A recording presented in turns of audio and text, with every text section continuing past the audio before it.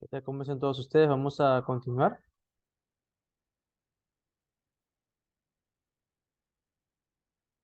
Nos vamos ahora al tema de las discalcemias y vamos a enfocarnos primero con el tema de las hipocalcemias, ¿no? ¿Qué hipocalcemias vamos a revisar con detalle, ¿no? Dentro de las hipocalcemias que vamos a revisar con detalle están aquellas hipocalcemias que van a precipitar el calcio, ¿no? Ya hemos visto la rhabdomiólisis previamente, ¿no? Vamos ahora a revisar cómo es que una rhabdomiólisis puede desencadenarnos una hipocalcemia. Hemos revisado, vamos a visualizar cómo es que una pancreatitis también puede precipitar el calcio, un síndrome de lisis tumoral, ¿no? Tanto la rhabdomiólisis como el síndrome de lisis tumoral empleando el mismo mecanismo, la pancreatitis va a emplear otro mecanismo nuevo que vamos a revisar ahora. Un segundo que el mouse está medio raro acá. Ya está. Vamos a revisar el componente de la alteración, las mutaciones de los receptores de paratormona, los estados que nos puedan llevar a hiperfosfatemias, ¿no? Aquí están la enfermedad renal, el hipoparatiroidismo, ¿no? Los hipoparatiroidismos, específicamente el hipoparatiroidismo, ¿no? Secundario, ¿no? El hipoparatiroidismo secundario, porque el terciario más bien ahí se elevan las concentraciones de calcio, hipoparatiroidismo secundario. Las deficiencias de vitamina D, ¿no? Por componente nutricional, por mala absorción, ¿no? Por privación de luz, ¿no? Y las alteraciones también asociadas al metabolismo, ¿no? Puede ser quizás también aquí componente de los ligandos de los receptores de pregnana. Dismagnesemias, ya las hemos mencionado, la hipermagnesemia y la hipomagnesemia severa. Los queladores de calcio no lo vamos a ver. El síndrome de hueso hambriento, esto sí lo vamos a revisar. La alcalosis, ¿no? Ya hemos mencionado brevemente el tema de la alcalosis, ¿no? Ya hemos mencionado por qué se da. Y también el componente de los diuréticos de asa y los laxantes, el uso de laxantes que contengan fósforo, ¿no? Pero ojo que esto es de forma crónica. Bueno, el tema de la alcalosis metabólica, esto lo hemos revisado previamente, disminuye la concentración de hidrogeniones en el extracelular, y esto va a llevar a que la albúmina, como parte de su efecto buffer que tiene con relación al pH, libere los hidrogeniones que tiene fijos a esto. De esta forma va a tratar de aumentar en algo la concentración de hidrogeniones para que el pH pueda regresar en algo a sus valores normales. Pero al quedar estas cargas negativas expuestas, la fracción, el calcio libre, el calcio iónico, se va a terminar uniendo a la albúmina y la fracción de calcio libre va a disminuir, ¿no? De esta forma es que experimentamos lo que viene a ser la sintomatología de una hipocalcemia, ¿no? Pudiendo presentarse el componente la tetania, ¿no? Y esto de aquí lo hemos visto, recuerdan ustedes, en el componente de golpe de calor, ¿no? Vamos ahora al tema de la rhabdomiólisis. La rhabdomiólisis representa la lisis de las fibras musculares, ¿no? Aquí tenemos el ejemplo de un síndrome compartimental, ¿no? Está aumentando lo que viene a ser la presión a nivel de con los compartimentos musculares. Se comprimen las fibras musculares por el aumento de presión. Y esto de aquí termina llevando a su posterior destrucción, desencadenando una rhabdomiólisis, ¿no? Ahora, ¿cuál es el problema? Que se va a liberar componente intracelular y habíamos visto nosotros que el fosfato es muy superior en el intracelular en relación al extracelular. Se libera entonces gran cantidad de fosfato hacia el extra y el fosfato, por ser un anión, ya hemos visto nosotros, va a terminar fijándose al calcio libre. Entonces la fracción de calcio libre va a disminuir porque se va a terminar uniendo los fosfatos. Y es por ese motivo que al inicio de una rhabdomiólisis presentamos pues lo que viene a ser una hipocalcemia, porque se comienzan a formar estos agregados de fosfato de calcio y se comienzan a depositar, a esconder en los tejidos y disminuye el calcio sérico y desarrollamos una hipocalcemia eh, aguda, ¿no? Producto de la rhabdomiólisis. Aquí podemos nosotros visualizar em, vísceras de la cavidad abdominal y estamos visualizando a nivel de estas vísceras de la cavidad abdominal, donde a nivel de la grasa, ¿no? Visceral, se evidencian unas estructuras que pareciesen como color tiza, ¿no? Esto representa lo que viene a ser el tema de la necrosis grasa, ¿no? El tema de la necrosis grasa, ¿no? Estamos visualizando la formación de necrosis grasa que forma posteriormente los jabones de grasa, ¿no? Esto de que es algo importante. ¿Por qué motivo? Porque en la pancreatitis aguda, vamos a ver nosotros, se va a dar un proceso inflamatorio importante a nivel del páncreas que va a también comprometer lo que viene a ser la grasa que está ubicada a nivel de la cavidad abdominal. Y esto va a terminar llevando a que se dé el proceso de saponificación, ¿no? Esta destrucción también de lo que viene a ser el tejido adiposo nos lleva a la saponificación, en la cual vamos a tener nosotros como los ácidos grasos, ¿no? Que estaban comprendidos en los triglicéridos que se almacenaban en el tejido adiposo que ahora se ha destruido, va a comenzar a unirse a quién, a lo que viene a ser el calcio. Y se comienzan a formar las sales de calcio. Entonces, el proceso de la saponificación viene a ser la interacción entre el calcio y lo que viene a ser los ácidos grasos y la formación de jabones de calcio, ¿no? El desarrollo de la saponificación. Entonces, la formación de jabones de calcio se conoce como saponificación. Entonces, es por eso que tenemos nosotros unos criterios para poder determinar, ¿no? Lo que viene a ser la severidad de la pancreatitis en el paciente al ingreso de este, ¿no? Que son los criterios de Ranson. Y dentro de los criterios de Ranson, para poder determinar la severidad de la pancreatitis, está la hipocalcemia, ¿no? ¿Por qué motivo la hipocalcemia? Porque cuanto más severa haya sido la pancreatitis, mayor necrosis se va a haber presentado, mayor daño de tejido adiposo, mayor liberación de ácidos grasos, mayor interacción con calcio, mayor formación de jabones de calcio y una disminución acentuada del calcio, ¿no? Del calcio sérico. Por ese motivo es que en los criterios de Ransom para la severidad de pancreatitis al ingreso, ¿no? Y después de eso a las 48 horas, que lo estamos viendo acá, es que se evalúa el calcio, ¿no? Se evalúa el calcio para poder determinar, ¿no? La extensión del daño, ¿no? Bueno, entonces hemos visto ya una patología que nos puede llevar, una patología nueva que nos puede llevar a hipocalcemia. Vamos ahora al síndrome de lisis tumoral. El síndrome de lisis tumoral hace referencia a la destrucción de células tumorales. Esto muy frecuentemente se puede presentar en neoplasias de alto recambio, que son expuestas a la quimioterapia y que se genera pues una destrucción celular de estas células tumorales en gran cantidad. Como se va a liberar una gran cantidad de componente intracelular de estas células tumorales, que tienen un alto recambio, una elevada mitosis, no es de esperar, es de esperarse, disculpen, que podamos encontrar los metabolitos de los nucleótidos que se conocen como el ácido úrico, ¿no? Que se conoce como el ácido úrico. Es por ese motivo en un síndrome de lisis tumoral que podemos tener nosotros una elevación en el ácido úrico. Pero no solo esto, podemos también en el síndrome de lisis tumoral tener una elevación de las concentraciones séricas de potasio, porque es el principal cation del intracelular. Pero a su vez también se va a elevar los fosfatos, porque es de los principales aniones del intracelular. Y esto me lleva a una hiperfosfatemia que me va a llevar a la formación de complejos de fosfato de calcio, que puede llevarme a un estado de hipocalcemia, ¿no? Y junto con esto lo que vienen a ser las taquiarritmias por la prolongación del intervalo QT y junto con esto por parte de la hipocalcemia las convulsiones. Ahora no se olviden que estos complejos de fosfato de calcio y la formación del ácido úrico, ¿no? Pueden llevarme posterior a eso también a lo que viene a ser una injuria renal aguda, ¿ya? No se olviden de eso. Ya vamos a ver estos temas más adelante en injuria renal aguda. Pues aquí tienen los exámenes de laboratorio que podemos identificar, ¿no? El ácido úrico se puede encontrar, se va a encontrar elevado, ¿no? Porque es una célula de alto recambio que tiene una gran cantidad de metabolitos asociados a los nucleótidos, que es el ácido úrico. El potasio va a estar aumentado porque es el principal cation del intracelular y eso se va a liberar. El fósforo también se va a encontrar elevado porque es de los principales aniones del intracelular. Y el calcio se va a encontrar disminuido porque va a formar complejos con el fosfato, ¿no? Aquí están los complejos que se dan, ¿no? De fosfato de calcio. Tenemos al pseudohipoparatiroidismo, ¿no? De tipo 1A, en la cual se presenta, como lo hemos dicho previamente, una mutación en el receptor de paratormona. Eso también se conoce como la osteodistrofia hereditaria de Albright.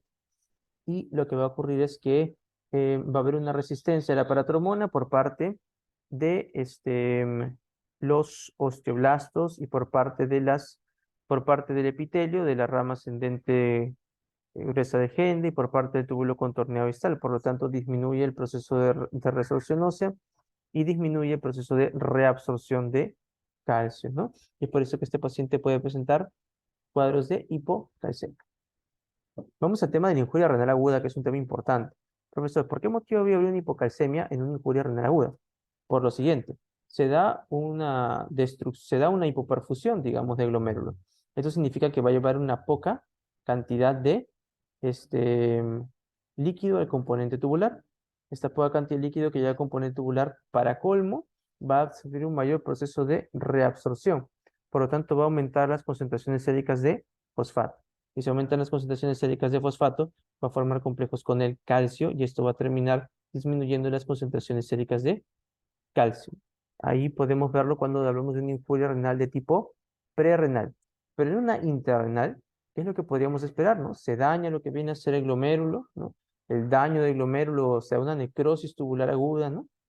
Y esto de aquí va a limitar lo que viene a ser el proceso de filtrado adecuado de la sangre. Por lo tanto, se va a filtrar menor cantidad de sangre. Si se filtra menor cantidad de sangre, se filtra menor cantidad de potasio y de fósforo. Y esto va a terminar llevándome a un estado de hiperfosfatemia, en el cual se forman complejos, mayor cantidad de complejos con el calcio, disminuye la fracción libre de calcio, y esto me lleva a una hipocalcemia, ¿no? Entonces, de esta forma, gracias a estos complejos de fosfato de calcio que se terminan formando a nivel del extracelular, es que termina disminuyendo la fracción libre de calcio y tenemos las manifestaciones de una hipocalcemia. En la enfermedad renal crónica, el compromiso, la destrucción de los glomérulos me va a llevar a una disminución del filtrado glomerular. Y esto de aquí me lleva a una disminución de la excreción de fosfato, me lleva a una disminución del fosfato en orina y me va a llevar a una hiperfosfatemia. Esta hiperfosfatemia va a formar complejos con el calcio y va a terminar disminuyendo las concentraciones séricas de calcio, pero no solo se queda aquí. La enfermedad renal crónica también va a dañar obviamente el epitelio del túbulo contorneado proximal, disminuyendo lo que viene a ser la actividad de la 1-hidroxilasa, disminuye entonces las concentraciones de vitamina D activa.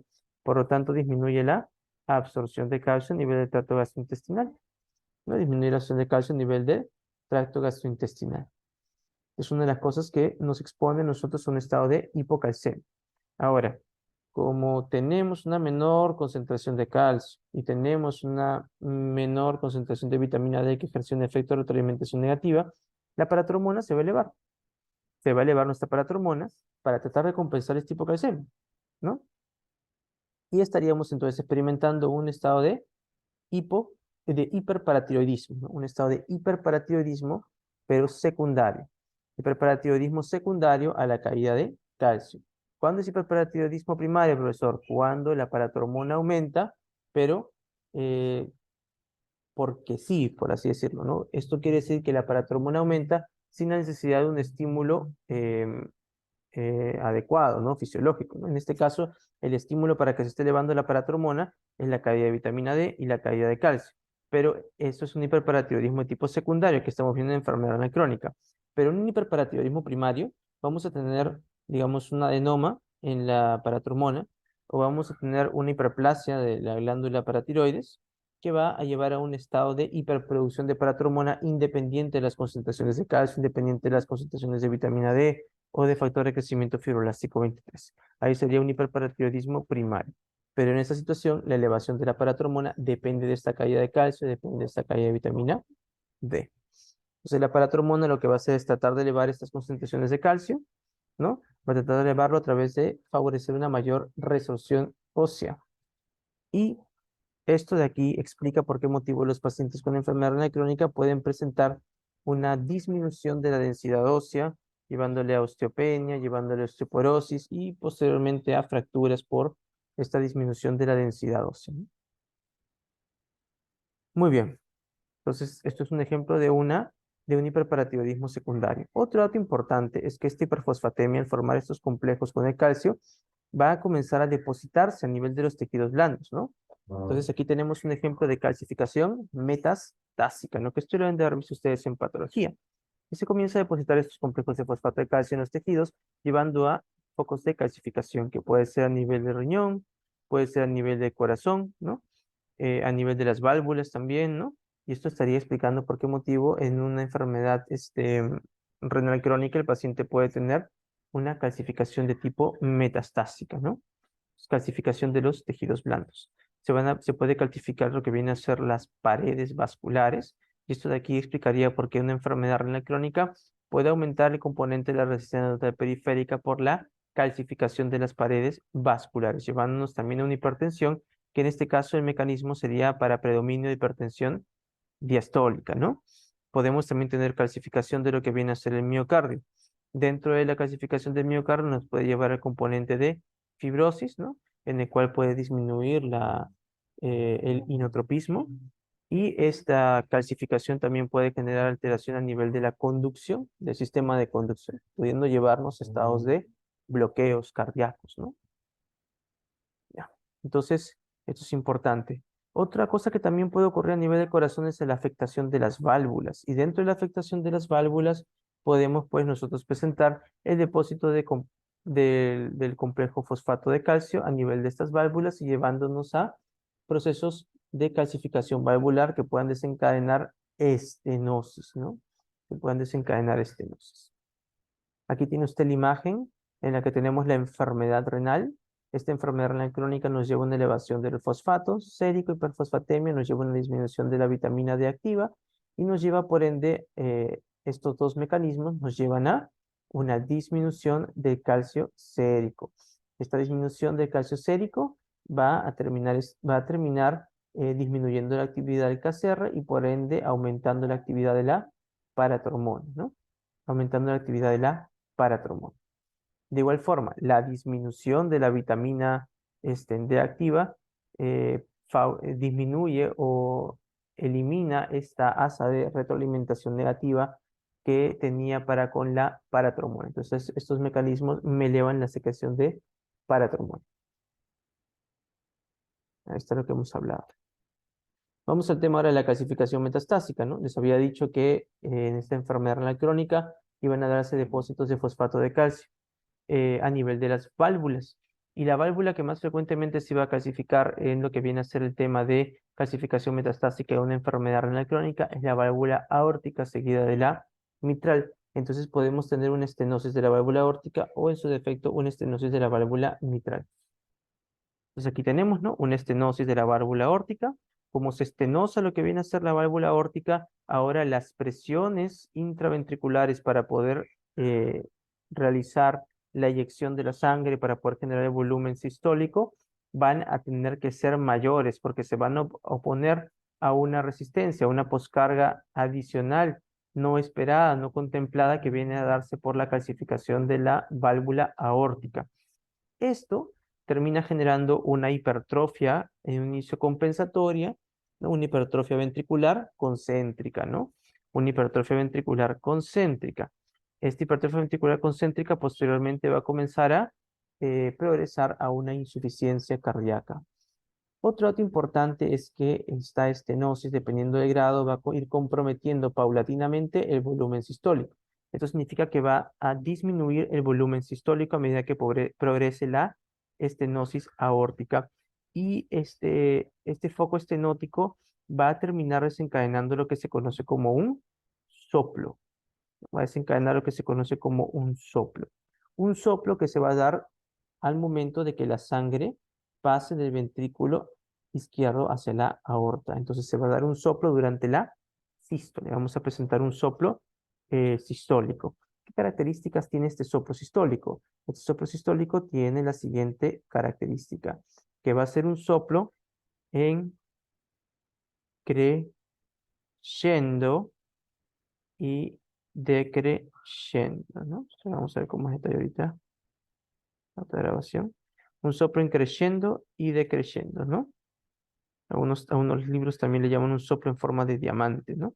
Soplo en crescendo y decreciendo de tipo sistólico, ¿no? Lo que vamos a ver nosotros de forma clásica en una estenosis valvular aórtica, ¿no? Aquí tienen ustedes, ¿no? Se va a escuchar a nivel del periodo de la sístole ventricular un soplo en crescendo y decreciendo. A nivel de lo que viene a ser la válvula mitral, ¿no? A nivel de lo que viene a ser la válvula mitral, vamos nosotros a escuchar el soplo al momento de darse el pasaje, ¿no? El pasaje de sangre desde la aurícula hacia el ventrículo, ¿no? Va a ser un soplo que se va a terminar escuchando entonces durante la diástole, durante el proceso de llenado, ¿no? Durante el proceso de llenado. ¿En qué momento vamos a escuchar estos soplos, no? ¿En qué momento vamos a escuchar estos soplos? Estos soplos los vamos a escuchar en decreciendo al inicio de la diástole y increciendo al final de la diástole. ¿Por qué motivo? Vamos a escuchar como al inicio se va a escuchar el soplo en la diástole. ¿Por qué motivo? Por el llenado rápido. Y al final de la diástole lo vamos a escuchar por la sístole auricular, ¿no? Eso estaría generando entonces un soplo, ¿no? Diastólico, ¿no?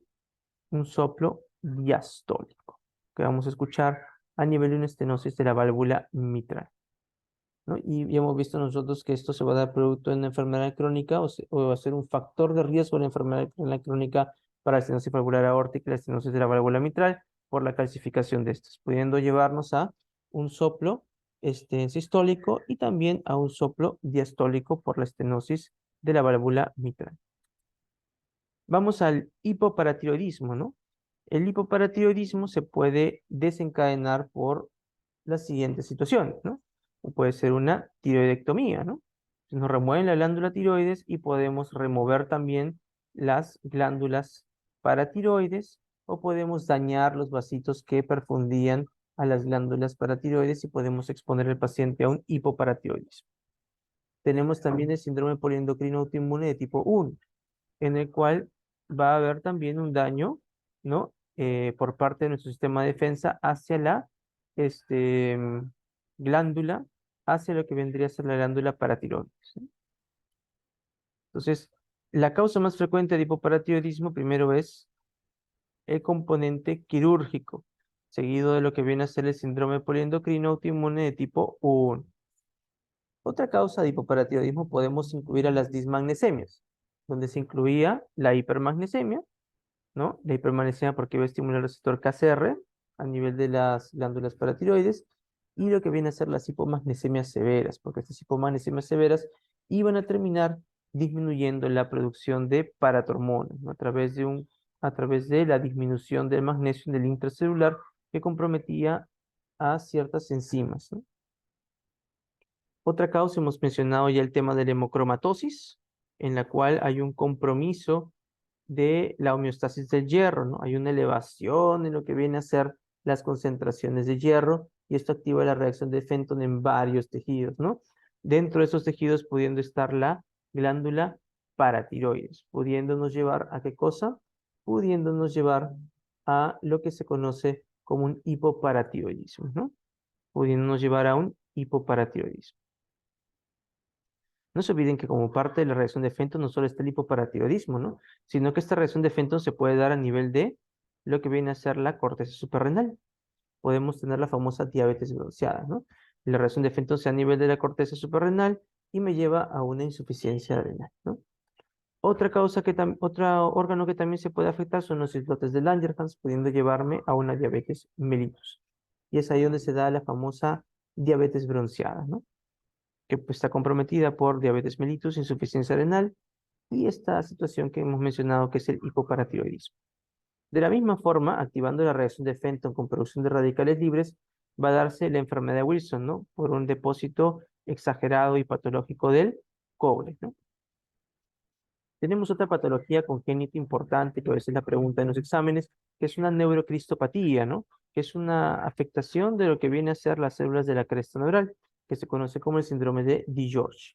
En este síndrome de DiGeorge vamos a ver que hay una migración inadecuada de las células de la cresta neural, ¿no? Y esto de aquí va a estar a nivel de del tercer y cuarta bolsa faríngea, ¿no? Donde vamos a identificar que se va a comprometer a la glándula paratiroides. Y como no va a haber una adecuada producción de paratormona, porque estas pues eran parte del tercera y cuarta bolsa faríngea, el paciente no va a tener suficiente paratormona y va a estar expuesto a una hipocalcemia, ¿no? Por disminución de la paratormona, síndrome de DiGeorge. Y otra causa de hipoparatiroidismo es la radioterapia cervical, ¿no? que puede dañar estas glándulas paratiroideas. Seguimos ahora en el tema del hipoparatiroidismo, ¿no? Ya lo hemos comentado, se cae la paratormona, como se cae la paratormona, se cae la producción de vitamina D activa, ¿no? Que se produce a nivel renal, del túbulo contorneado proximal, se cae la absorción de calcio, ¿no? A nivel renal, a nivel de tejido gastrointestinal se cae la absorción de calcio. Y a nivel renal, ¿qué va a ocurrir? A nivel renal va a aumentar, va a aumentar lo que viene a ser la reabsorción de fosfatos. Entonces, vamos a aumentar la reabsorción de fosfatos. ¿Qué otra cosa más se va a presentar? Si se cae la paratormona, disminuye el remodelado óseo, ¿no? Disminuye el remodelado óseo, ¿no? Vamos ahora al tema del síndrome de hueso hambriento. ¿Qué es el síndrome de hueso hambriento? Va a ser un síndrome en el cual de un estado, ¿no? De un estado de resorción ósea masiva que estaban dando los osteoclastos, pasamos a un estado de formación ósea masiva, ¿no? Porque ahora ya removimos de manera, por así decirlo, brusca el estímulo hacia los osteoclastos. Entonces, de este estado de resorción ósea masiva, pasamos nosotros a un estado de formación ósea. ¿Y qué es lo que va a terminar desencadenando? Que se comience a depositar a gran velocidad el calcio y el fósforo, pudiendo entonces llevarnos a una hipocalcemia, ¿no? Eso es lo que termina desencadenando el síndrome de hueso hambriento. Se llama síndrome de hueso hambriento porque ahora como estamos pasando este estado de formación, el hueso está chapando, está chupando todo el calcio y todo el fósforo de la sangre, pudiendo exponernos a una hipocalcemia, ¿no? ¿Y dónde podemos ver esto? Después de una paratiroidectomía, ¿no? Después de una paratiroidectomía de un paciente que tenía un hiperparatiroidismo primario, en el cual estaba resolviéndose una gran cantidad de hueso, sacamos la glándula paratiroides y ahora sí se removió el estímulo sobre los osteoclastos. ¿Y qué cosa va a pasar? Se va a comenzar a formar tejido óseo a una elevada velocidad que termina disminuyendo las concentraciones séricas de calcio y de fósforo. Y también puede darse en el otro procedimiento quirúrgico que es la tiroidectomía. ¿Cómo así en la tiroidectomía? ¿No? Tenemos un paciente hipertiroideo, ya hemos visto nosotros que la elevación de la hormona tiroidea estimula al RANK. Entonces es por ese motivo que los hipertiroideos pueden presentar disminución de la densidad ósea.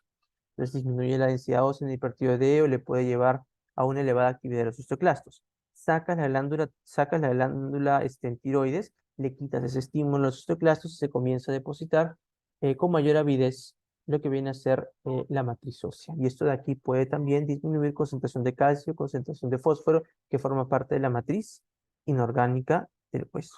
Y esto viene a ser en sí el síndrome de hueso hambriento, ¿no?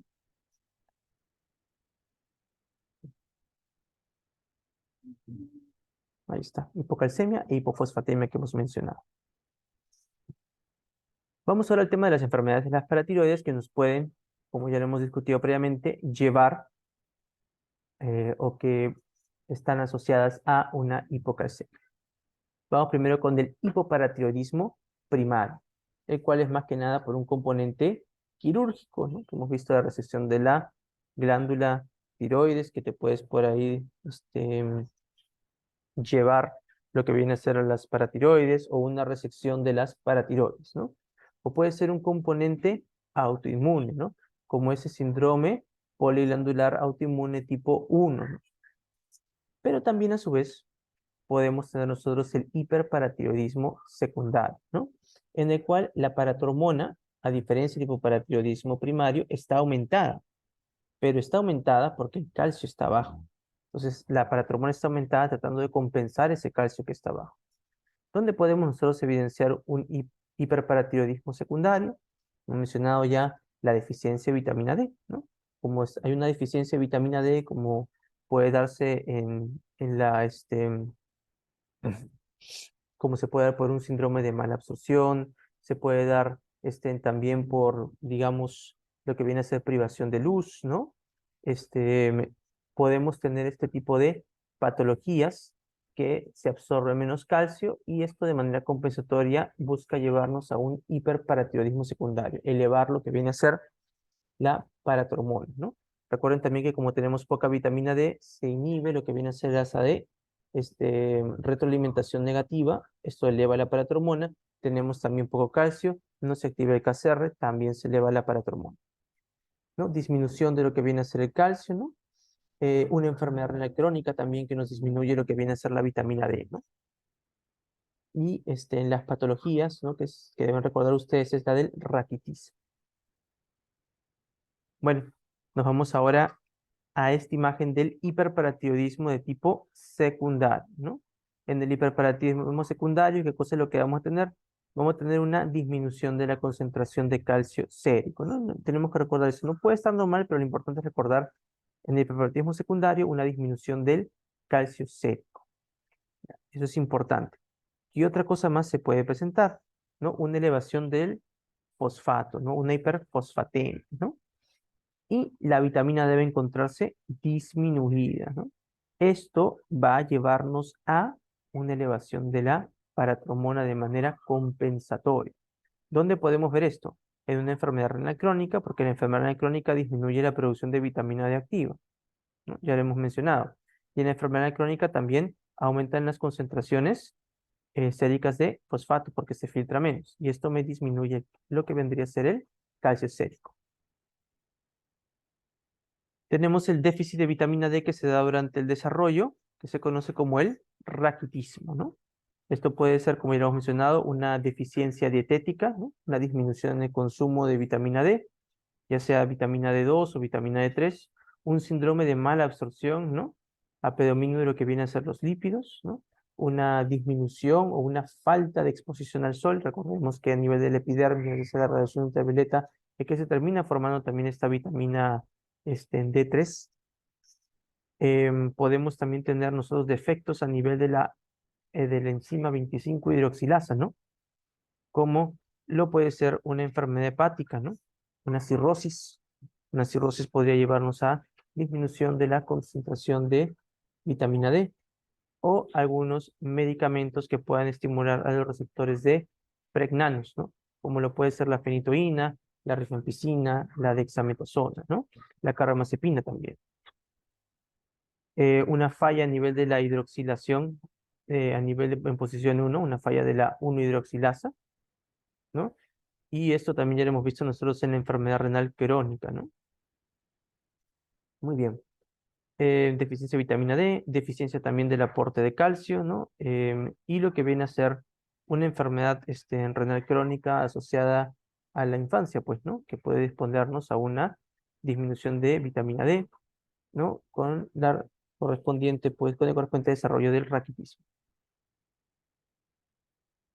Aquí tenemos lo que viene a ser unas características de los pacientes que presentan raquitismo, deformaciones óseas, ¿no?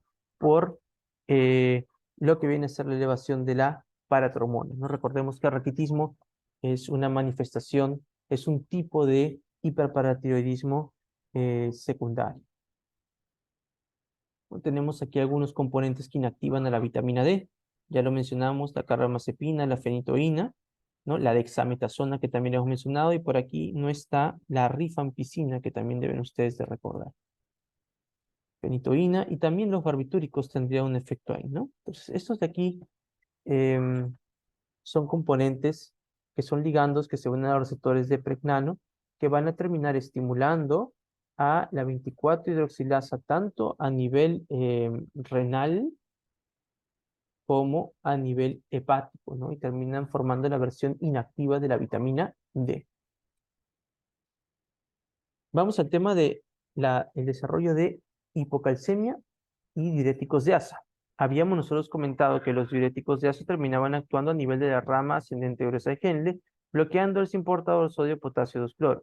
Lo bloquean y no se producía lo que viene a ser esta gradiente positiva por la salida de potasio a través de ROMCA.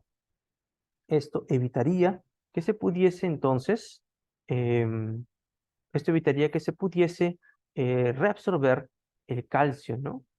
Y esto podría aportar en algo al desarrollo, ¿no? Podría aportar en algo al desarrollo de una hipocalcemia, ¿no? Podría aportar en algo al desarrollo de una hipocalcemia. Entonces, por eso también tener en consideración este componente asociado a los diuréticos de asa.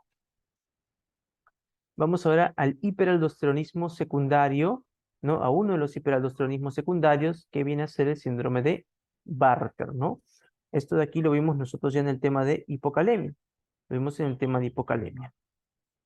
Muy bien. Entonces, en el síndrome de Bartter se está dando una mutación. Se está dando una mutación a nivel de lo que viene a ser el simportador sodio-potasio 2-cloro. La mutación a nivel de simportador sodio-potasio 2-cloro de manera crónica va a evitar la formación de esta radiante positiva y comienza pues a limitar lo que vendría a ser la reabsorción de calcio y la reabsorción de magnesio, ¿no? Comienza a comprometer lo que viene a ser la reabsorción de calcio y la reabsorción de magnesio, ¿no? Entonces, esto podría aportar por la disminución de la reabsorción de calcio a una hipocalcemia. Y también cuando la hipomagnesemia sea severa, cuando la hipomagnesemia sea severa, podría también aportar al desarrollo de una hipocalcemia, ¿no? En lo que viene a ser el síndrome de Barth. Ya hemos explicado previamente por qué sea la hipocalemia, ¿no? Lo de la hiponatremia, la hipotensión, también ya lo hemos explicado previamente porque va a tener un efecto poliúrico, pues, ¿no? Esto de aquí va a estar asociado a una activación del sistema renin-angiotensina-aldosterona. Y también ya hemos explicado el tema de la alcalosis metabólica, ¿no? Porque termina pues favoreciendo una mayor salida de hidrogeniones, ¿no? Hacia la luz por parte de las células intercaladas alfa, ¿no? Este paciente también va a presentar, obviamente, como no se está reabsorbiendo calcio adecuadamente en esta región, puede presentar lo que viene a ser hipercalciuria, asociado pues a la formación de cálculos renales, ¿no? Y la calcificación también del parénquima renal. Ahora, si es que la glándula paratiroides sigue funcionando, puede liberar paratormona sin problemas, no se va a dar una hipocalcemia. Pero si esta, digamos, ya está comprometida, ¿no? Ahí sí podemos desarrollar una hipocalcemia. Otro tema importante a recordar es el uso de los enemas y los laxantes de fosfato de sodio, pero esto es para los que lo consumen de forma crónica. Recuerden que el fosfato a nivel de tracto gastrointestinal, cuando se pone uno su enema repetidas veces de manera crónica, hay gente que desarrolla, por decirlo, como una adicción o un placer por estas cosas, ¿no? Pueden exponerse a estados de hipocalcemia. ¿Por qué motivo? Porque el fosfato es un anión que a nivel de la luz intestinal se va a terminar uniendo al calcio y va a llevar a su pérdida, así como también lo vimos previamente que se unía al potasio, ¿no? Y lleva también a su pérdida. Puede ponernos entonces este uso crónico de laxantes a hipocalemia y también al tema de una hipocalcemia. Muy bien, eso vendría a ser entonces con respecto a las causas de hipocalcemia.